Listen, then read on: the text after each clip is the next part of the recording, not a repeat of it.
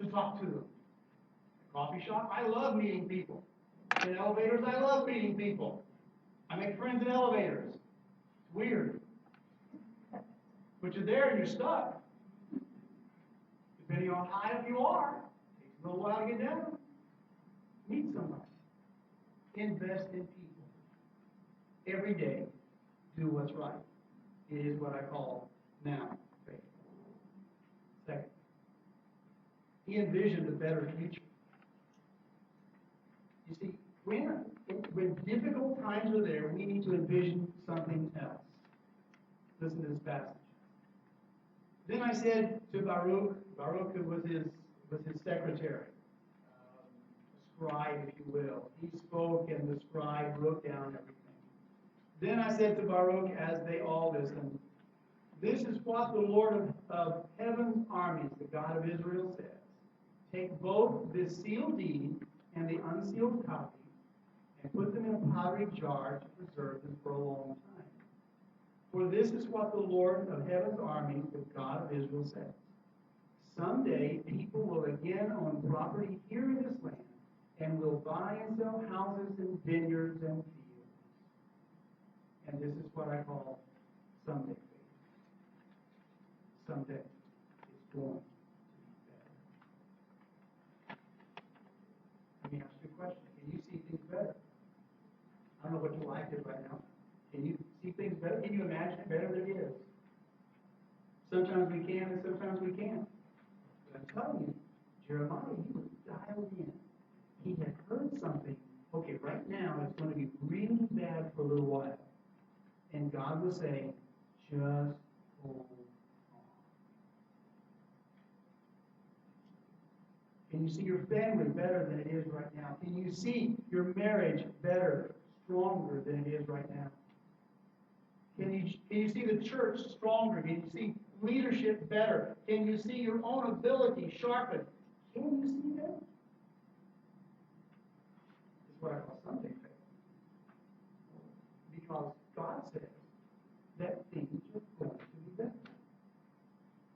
Jeremiah was saying by purchasing this property, now it's hard, but one day better is ours. This meant that people had to believe the truth now.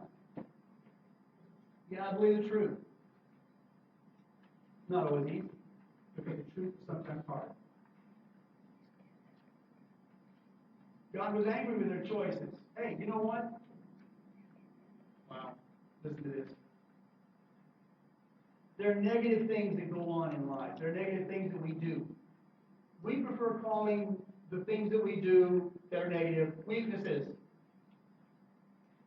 A guy by the name of John Newton. I don't know if you know who John Newton is. He was a slave trader in the 18th century, I think. An amazing conversion. He experienced God's presence, and he saw what he was doing as incredibly negative. And he gave up the slave trade, and he became this incredible song and poet and an incredible writer. Here's some things that he said. They may not seem to violate any expressed command of Scripture, and yet, even though you call it weaknesses, they are properly sinful because they are the opposite of the fruit of the Spirit that believers are supposed to exhibit. While our faults always seem small to us due to the natural self-justification of the heart, they often don't look so small to others.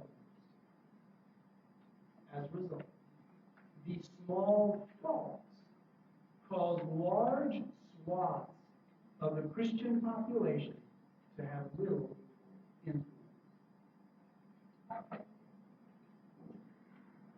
Now, these were not small weaknesses that were going on in Israel, and there was great judgment that was coming. God calls it sin. I know we don't like that word. It seems so old-fashioned, doesn't it? You don't hear many sermons on sin. You don't hear me preach about sin very often.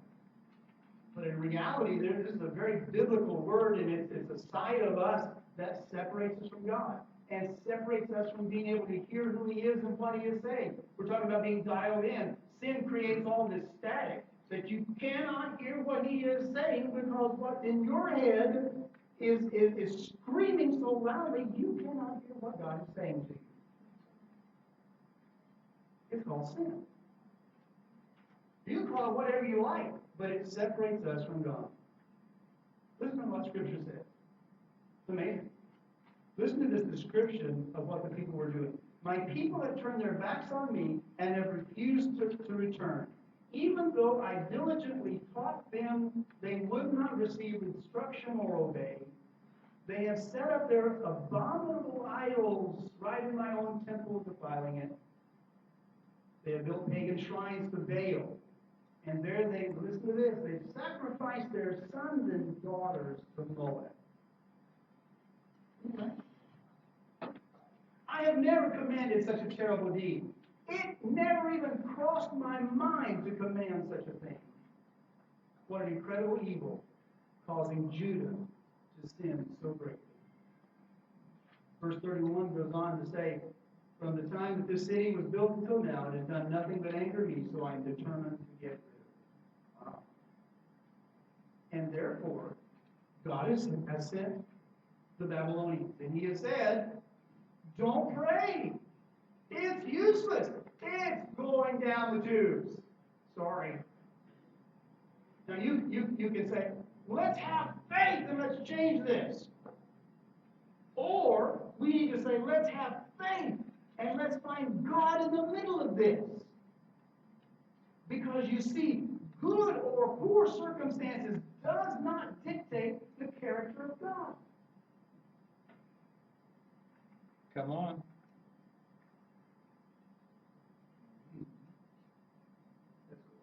How do we retain our faith? First is this. We need to speak the truth of today. And that means right living.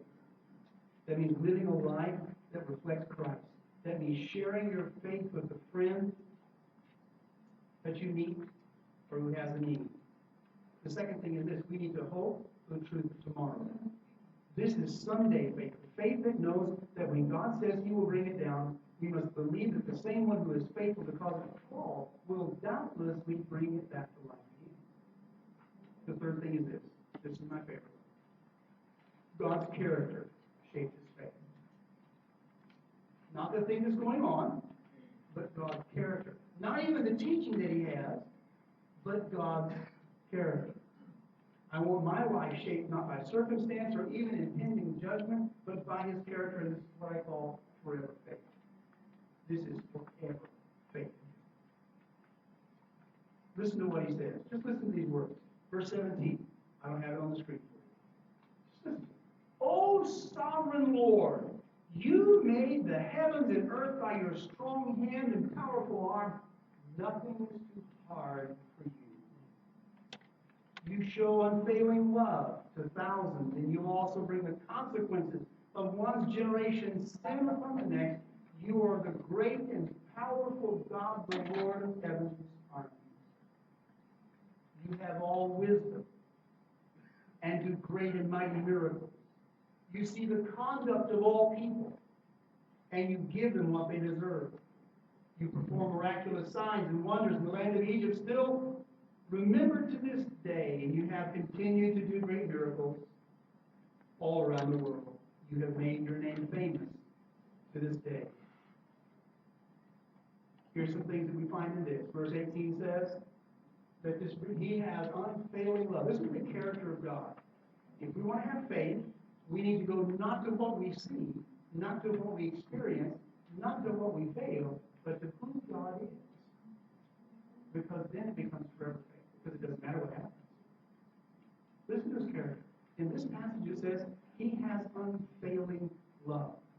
Unfailing love. The second one is this. He has inexhaustible wisdom. Inexhaustible wisdom. I need wisdom today. I need to know what to say. I need to know what to do. I need to know how to answer the guy that's standing there looking for papers. What? How do I respond? What do I say on the application? We need the wisdom of God. The third thing is this. There is unwavering justice in him. I can have faith in him because there is justice. There is justice.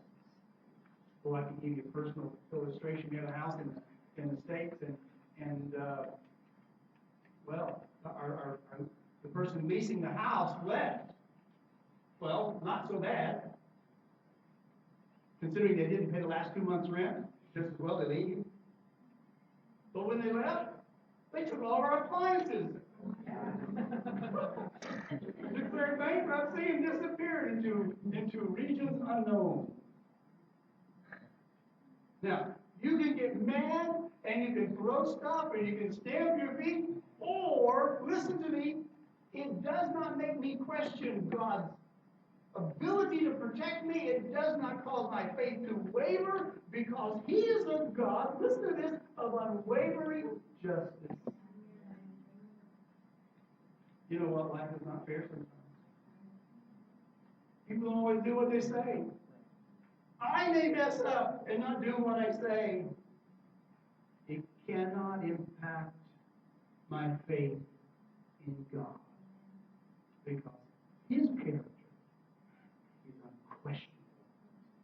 There is love, and it does not matter what you do or what you don't do. His love is unfailing. It's going to be okay. His wisdom is beyond anything I can imagine. So I don't understand why this happened. I trust you. Tell me what to do. You know what? God speaks to us. Maybe you don't recognize it. Listen to me. When you feel that little voice inside of you thinking, you should do this, just do it. It's the voice of God. Oh, no, it's just my head. No, it's not. Let God speak to you. Get done. Unwavering justice. The fourth one is limitless authority. Limitless authority. All the miracles He did, and all the grand things, grand strokes of genius and creation, He has limitless authority. And finally, He has unending faithfulness. He will be faithful to you to the end. Jeremiah's life was not always great, but his circumstances were not always grand. He should have had a better lot in life, you might say, but ultimately he had what he had. But he had God from beginning to end. If you read his prophecy, this book is penned by him, you will find amazing moments of questioning why he was born.